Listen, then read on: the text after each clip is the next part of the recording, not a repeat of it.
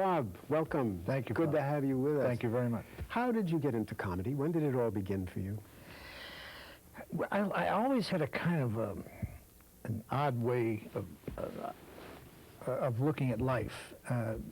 I mean, I didn't really think of getting into comedy. I never thought of it as something I would do for a living. I had a peculiar way of looking at things, and I was never the class clown. I was never the guy with the lampshade on at parties. I was kind of on the edge, and I'd whisper something to the guy next to me, and he'd laugh, and then the guy next to him would say, "What'd he say?" And then he'd laugh, and I was never fun to me. How would you describe your style? It's different. You said that you're on the edge, but how do you describe it? How do comedians describe your style? Laid back. Successful would be a good word. apart from that. You're very kind. I know people have said, you know, they say you stammered. Is that, you know, do you really do that, or you only do that when you do comedy? Well, this is my natural way of talking, and the stammer is part of it. I remember we were doing a show, the old Bob Newhart show, and we were running a little long, so one of the producers came up to me and said, "Can you run your speeches together a little more to save us some time?" And I said, "Well, the stammer has gotten me a home in Beverly Hills. I'm not about to change it." You know? No, it was my particular way of looking at life. It's just you and yours. And there was a whole change in comedy that took place around 58 and 60 that we weren't aware of. But there was Shelley Berman, and there was Mike and Elaine and myself, and Jonathan Winters and Lenny Bruce, and comedy just kind of veered off in a whole new direction. Away from the Milton Berle style? Away from "Take My Wife, Please," oh, yes. "I'll Burn a Hole in the Coat." And all yes, the one-liners. What actually happened was that they couldn't steal the routines. I mean, other comedians couldn't steal routines. It was a Mike and Elaine routine, or a Shelley Berman routine, or a Bob Newhart. They couldn't take a whole... But that wasn't by design. That just the way it happened. You know? Who was your favorite? You named a whole bunch of people there. Did you have any favorite comedians? Oh, Jack Benny, I would have to say. Jack Benny. Jack was... I call Jack the bravest comedian I've ever seen work. Brave.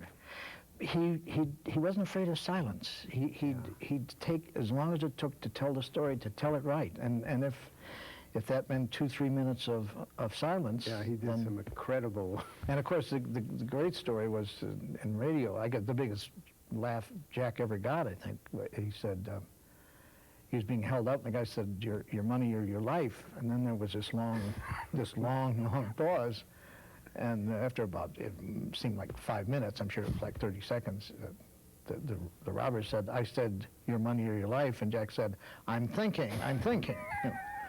So in that he was brave. He wasn't afraid of the silence. He would take as much time as it took, the way he heard it up here. All things considered, this is getting a little philosophical, but I think all things considered, it must be very gratifying to be in a business where you make people laugh and bring them a little joy.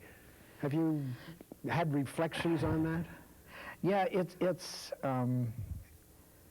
there are obviously more important things to do, but I can't imagine anything more gratifying. I mean, people come up to me and say, "Thank you very much," you know, yes. And brought a little joy into it. I say it was my pleasure. I mean, and it was. You know?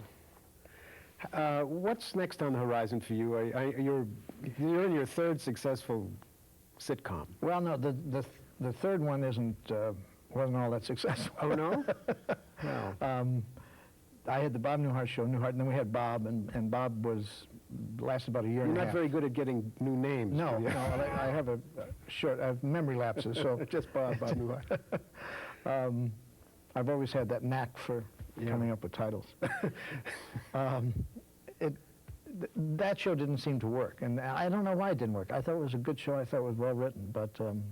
the one that you're speaking about is which? The one about the cartoon, oh, the cartoon, yes. The cartoonist. Cartoonist. Yeah. And that didn't last too long, huh? A year and a half. Ah, well, that's better than most. Don Rickles would be... Don Rickles is a good friend of yours, isn't he? Don, I was talking to the Archbishop, and we were telling a story about... We went with Barbara and Don to Rome, and Don is Jewish, and I didn't think he'd want to go to St. Peter, so I didn't make any special arrangements with some contacts I had.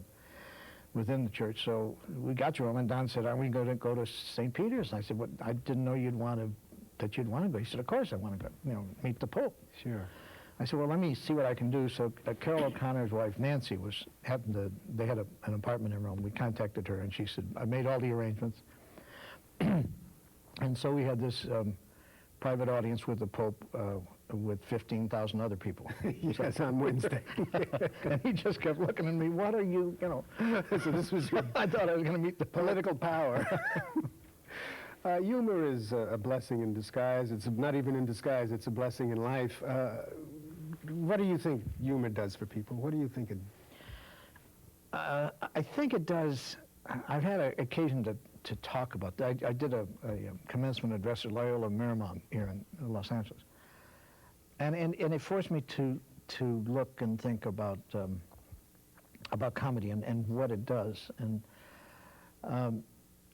I think it helps people get over inexplicable things and onto more important things. It helps to kind of to offer, no matter how silly, an explanation for things that don't seem to make any sense. I think that's what we do. Sometimes something irrational breaks tension. I know that many times at a wake, when everybody's sad and feeling terrible, they break the tension, and there's a lot more laughter, and it's a little louder than you normally hear it in some, at least in Irish circles. Well, that's a great, I just was on the Comedy Hall of Fame. I presented Richard Pryor with, he was inducted into the Hall of Fame. Mm-hmm.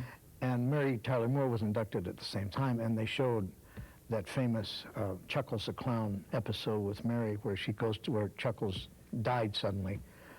And they're at the wake, and she can't stop laughing, and of course everyone's turning and looking at her, and as she gets more and more uncomfortable, she laughs more and more.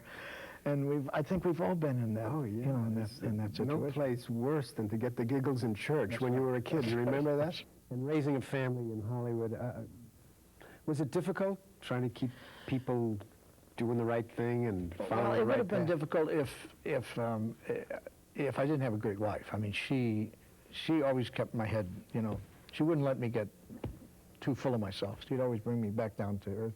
I used to kid her and say, she'd say, "Oh, the garbage is over there. You want to go take it out because they're picking it up tomorrow?" And I said, I don't think Clark Gable's wife ever asked him to take out the garbage. And she said, "If you were Clark Gable, I wouldn't ask you to take out the garbage." Has your faith been an important part of this whole process? Yeah, I came from a very religious family. My mother and father, and my sister is a nun. That's the first I heard of that. Oh yeah, she's a BVM, has been a BVM for... Blessed Virgin Mary? Yeah. Mm-hmm.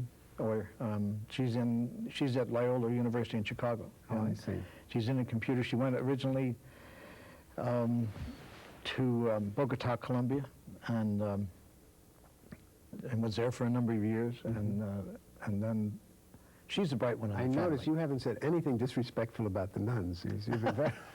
Mark Russell and I were a little bit...